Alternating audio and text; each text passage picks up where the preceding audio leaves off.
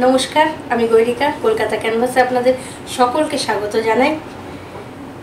ভিডিওর শুরুতেই আপনাদের কাছে যে আবদারটা আমি রাখি সেটা আগে বলে নিই। প্লিজ সাবস্ক্রাইব করুন কলকাতা ক্যানভাস। কিভাবে করবেন একটু দেখে নিন। কলকাতা ক্যানভাসকে সাবস্ক্রাইব করতে প্রথমে এই লাল সাবস্ক্রাইব বাটন প্রেস করুন, তারপর দেখবেন একটি বেল চিহ্ন আসবে। এই বেল চিহ্নটায় এবার প্রেস করুন। এতে আপনি সবার প্রথম ভিডিওর আপডেট পেয়ে যাবেন। সাবস্ক্রাইব করার জন্য ধন্যবাদ। আজকের বিষয় মাথার চুলে হেনা লাগাবো না কালার লাগাবো। চলুন দেখি আজকের বিষয়।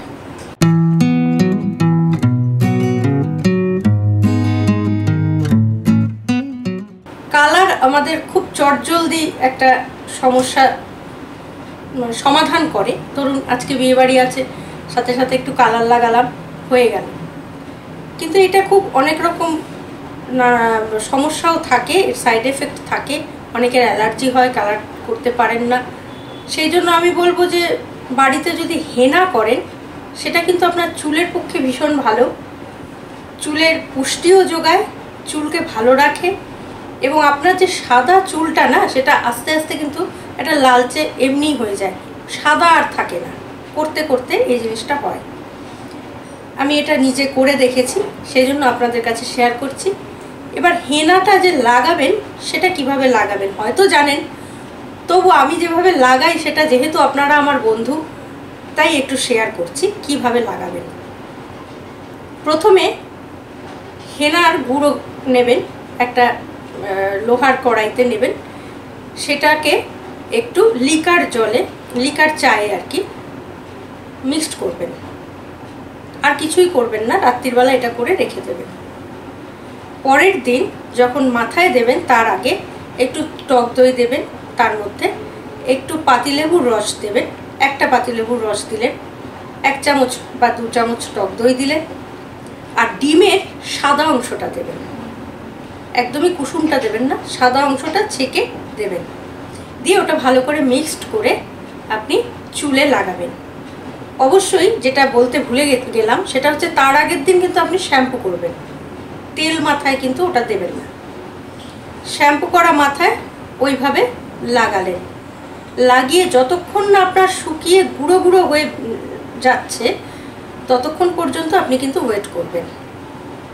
শুকিয়ে যাওয়ার পর এইবার আপনি মাথাটা ধোয়ার আগে ভালো করে একটু তেল দিয়ে মাসাজ করে নিন চুলটায়।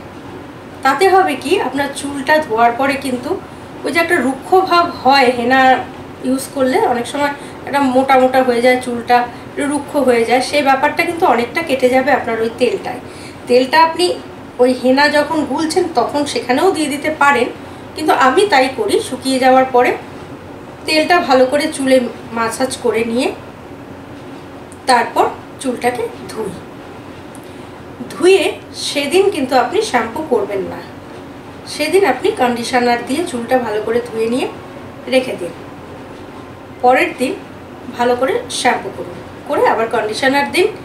আপনার চুল দেখবেন সিল্কি হবে, নরম হবে, যেহেতু তেলটা দেওয়া ছিল নরম হবে, সিল্কি হবে, এবং চুল পড়া বন্ধ হবে। সব দিক থেকে কিন্তু হেনা আপনার চুলের খুব উপকারী বন্ধু।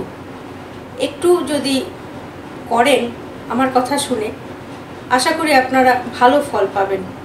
আর চটজলদি দরকারের জন্য হেনা নয় না, যদি খুব অসুবিধা হয় সেদিন একটু কালার করলেন, কিন্তু আমার মনে হয় হেনাটা কন্টিনিউ করলে আপনার আর কালার করতে হবে না।